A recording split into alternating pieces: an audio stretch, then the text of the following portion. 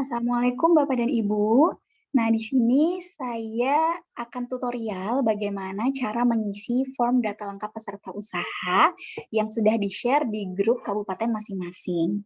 Nah, setelah membuka file Excel tersebut, Ibu dan Bapak akan menemukan form seperti ini bentuknya, gitu ya.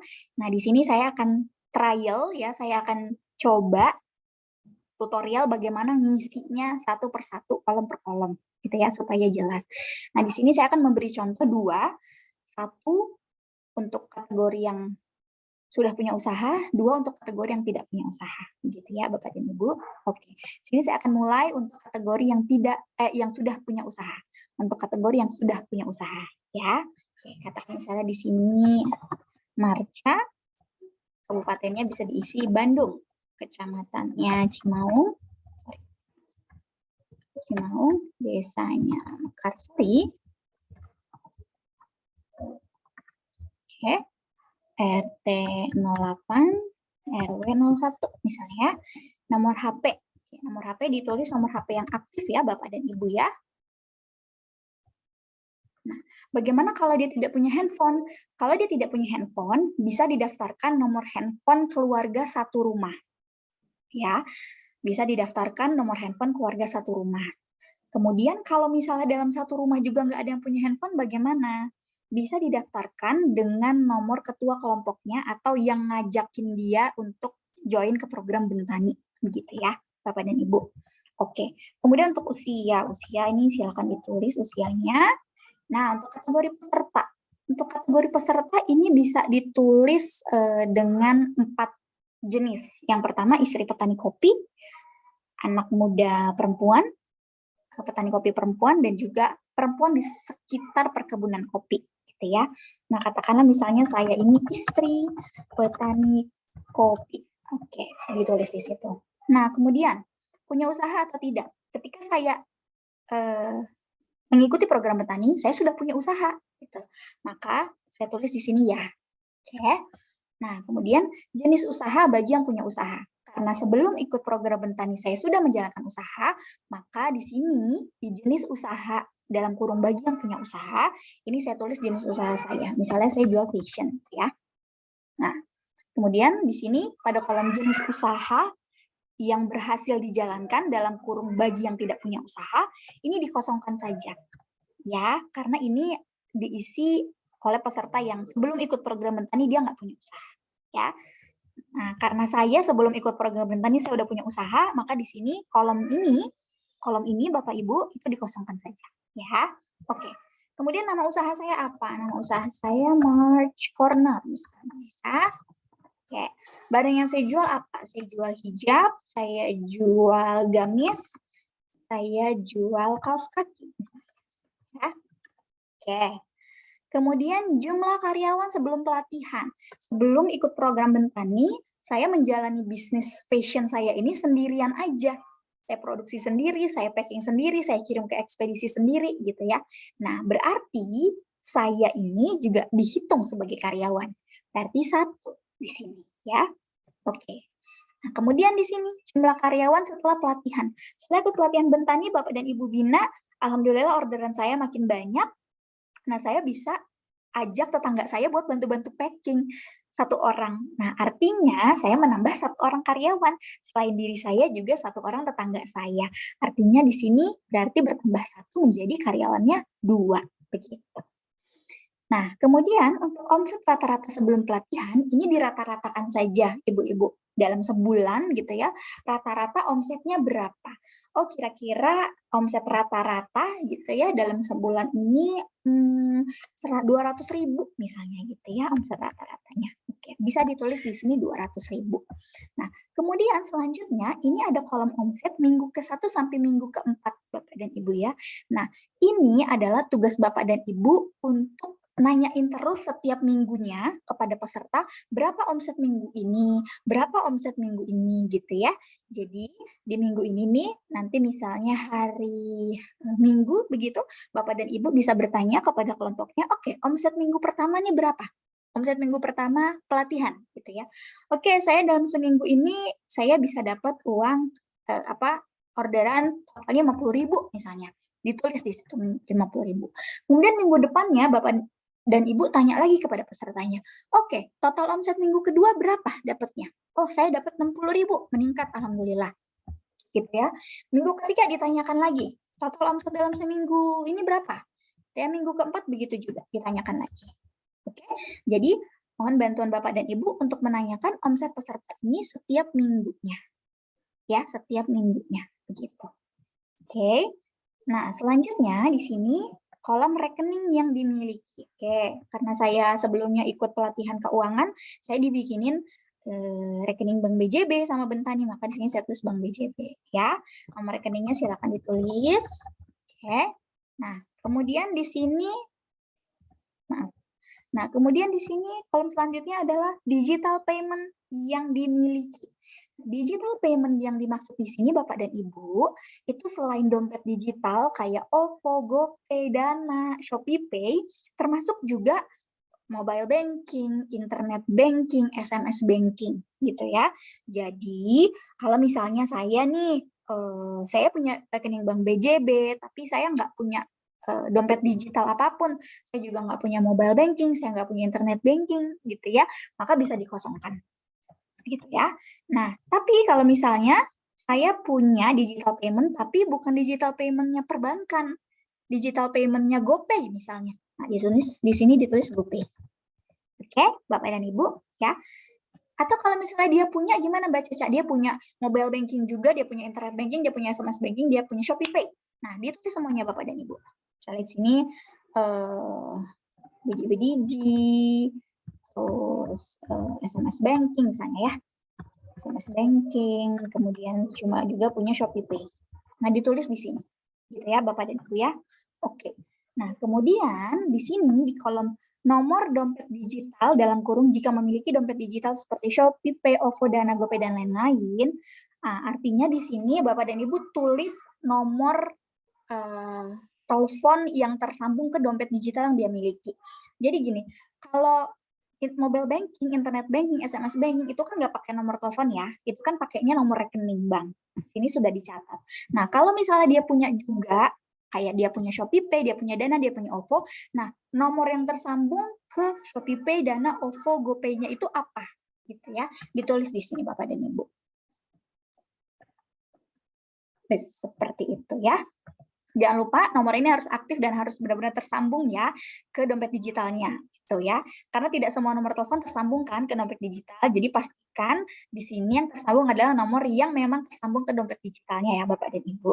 Seperti itu. Nah, kemudian selanjutnya di sini nama akun usaha di Shopee. Nah, nantinya peserta ini kan akan di-training sama Shopee. Nah, mereka akan membuat akun usaha di Shopee kan. Nah, setelah mereka membuat akun usahanya, Bapak dan Ibu nanti tanya, oke, udah buat akun Shopee ya, apa nih nama akun Shopee-nya gitu ya. Misalnya di sini saya ngasih nama akun Shopee saya Merch Corner, sesuai dengan nama usaha saya. Begitu. Silakan ditulis saja di sini nama akunnya apa. Seperti itu. Kemudian selanjutnya kepemilikan sosial media. Nah, di sini ada 3 sosial media yang perlu ditanyakan. WhatsApp, Facebook, dan Instagram. Nah, untuk WhatsApp, dia punya WhatsApp nggak? Kalau punya, tulis nomor WhatsApp-nya di sini. Oke. Kemudian dia punya Facebook nggak? Oh, punya Facebook. Tulis di sini namanya. Ya.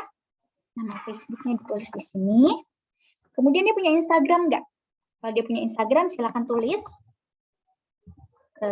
apa namanya, username Instagramnya. Ya. Seperti itu.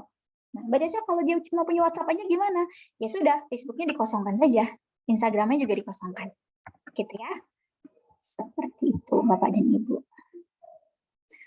Nah, bagaimana kalau dia punya Facebook, Instagram, tapi bukan punya dia, tapi punya anaknya? Ya tidak perlu ditulis, Bapak dan Ibu ya.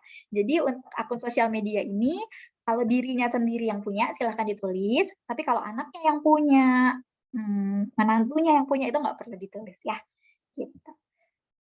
Seperti itu Bapak dan Ibu. Nah, terakhir nama mentor usaha. Siapa nih mentor usaha pesertanya tersebut? Yaitu Bapak dan Ibu ya. Nah, misalnya sini Bu Tina ya, saya tulis contohnya. Seperti itu Bapak dan Ibu. Nah, ini adalah cara mengisi ya form bagi peserta untuk kategori dia sudah punya usaha. Ya. Contoh sini saya tulisnya contoh sudah punya usaha. Nah, kemudian bagaimana cara ngisinya Mbak Caca untuk yang dia tidak punya usaha? Oke, sebentar. Oke. Tidak punya usaha. Oke. Untuk dia yang tidak punya usaha, ketika ikut program Bertani dia belum punya usaha, maka bisa mengisinya seperti ini. Saya contohkan misalnya namanya Atisa, ya. Dia dari Garut misalnya, kemudian Kecamatan Cikajang, kita ya, Desa Cikandang misalnya, ya, RT 01, RW 02, gitu. Kemudian nomor teleponnya ditulis di sini, sama ya. Kalau dia punya nomor telepon yang aktif, silakan ditulis nomor teleponnya. Kalau dia nggak punya nomor telepon tadi ya, silakan ditulis nomor telepon anggota keluarga serumah, atau kalau benar-benar nggak punya sama sekali dalam satu rumah, pakai nomor ketua kelompoknya atau orang yang ngajakin dia ke program ini, begitu. Kemudian selanjutnya usahanya berapa? Ya, nah ini dia dari kategori apa? Saya dari kategori anak perempuan, kayak anak perempuan muda. Ya, nah di sini pada kolom punya usaha, iya atau tidak, dia tidak punya usaha nih sebelum ikut Bertani. Maka di sini silakan tulis tidak. Oke. Nah selanjutnya di kolom jenis usaha dalam kosong bagi yang punya usaha, ini dikosongkan Bapak dan Ibu karena dia kan nggak punya usaha sebelum ikut program Bertani kan, seperti itu. Nah sementara di kolom ini baru ditulis jenis usaha yang berhasil dijalankan setelah ikut program Bertani apa. Ternyata setelah ikut program Bertani dia berhasil jadi reseller bakso misalnya ya, bisa ditulis di sini. Reseller kuliner. Gitu ya. Nama usahanya apa? Nama usahanya misalnya apa tadi? Bakso Ajib. Ya, misalnya. Barang yang dijual apa? Bakso frozen. Misalnya ya. Tuh. Jumlah karyawan sebelum pelatihan, karena dia sebelum pelatihan belum punya bisnis, maka bisa ditulis 0. Nah, kemudian setelah dia ikut Bertani, dia jadi punya usaha, maka dirinya sendiri dihitung karyawan, berarti 1 di sini bisa ditulis. Oke. Nah, kemudian omset rata-rata sebelum pelatihan bisa ditulis 0 ya, karena belum menjalankan usaha. Nah, kemudian untuk omset minggu ke-1 sampai minggu ke-4 sama. Ibu dan Bapak tolong track ya, omset dari minggu ke minggunya gitu ya. Mbak Caca, gimana kalau dia baru memulai usahanya itu di minggu ke-3? Berarti kan minggu ke-1 dan ke-2 nggak punya omset. Berarti ditulis saja Bapak dan Ibu 0, minggu ke-1 dan ke-2, minggu ke-3 baru ditulis. Gitu ya, minggu ke-4 juga baru ditulis seperti itu. Oke. Nah, kemudian rekening yang dimiliki. Oke, Mbak Tisa nih dia ceritanya punya Bank BJB juga lah, gitu ya. Nomor rekeningnya silakan ditulis. Dompet digital yang dia punya apa? Dompet digital yang dia punya ini dia nggak punya BJB Digi, gitu. Tapi dia punya OVO misalnya. Terus di sini OVO, gitu ya. Seperti itu. Nah, kemudian nomor dompet digital yang dia miliki berapa? Berarti sama dengan nomor teleponnya ya. Ditulis. Tuh. Kemudian akun usaha di Shopee. Nah, ini sama tadi ya, setelah ikut pelatihan Shopee, dia kan bikin akun usaha di Shopee ya, namanya apa? Apa tadi? Bakso frozen Ajib misalnya namanya ya. Tuh, di akun Shopee-nya namanya itu. Nah, kemudian kepemilikan sosial media bisa ditulis, WhatsApp-nya yang aktif apa? Ya. Kemudian dia punya Facebook apa enggak? Kalau dia punya Facebook, tulis nama Facebooknya apa. Nah, Instagram, kalau dia punya Instagram juga dia tulis nama Instagramnya apa. Kemudian nama mentornya siapa? Misalnya nama mentornya Bucu. Seperti itu. Nah, gampang kan Bapak dan Ibu ngisinya? Nah, silahkan ditonton dulu video ini. Kalau masih belum jelas, silahkan kontak ke saya ya untuk bagaimana cara pengisian form lengkap peserta usaha ini.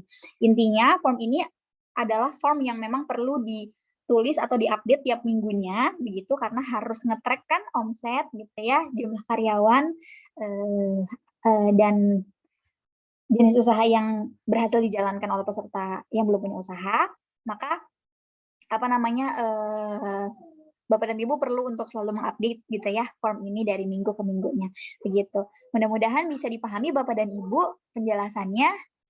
Feel free untuk tanya-tanya ke saya atau ke tim Bentan yang lain ya jika memang ada kesulitan. Terima kasih Bapak dan Ibu. Selamat siang.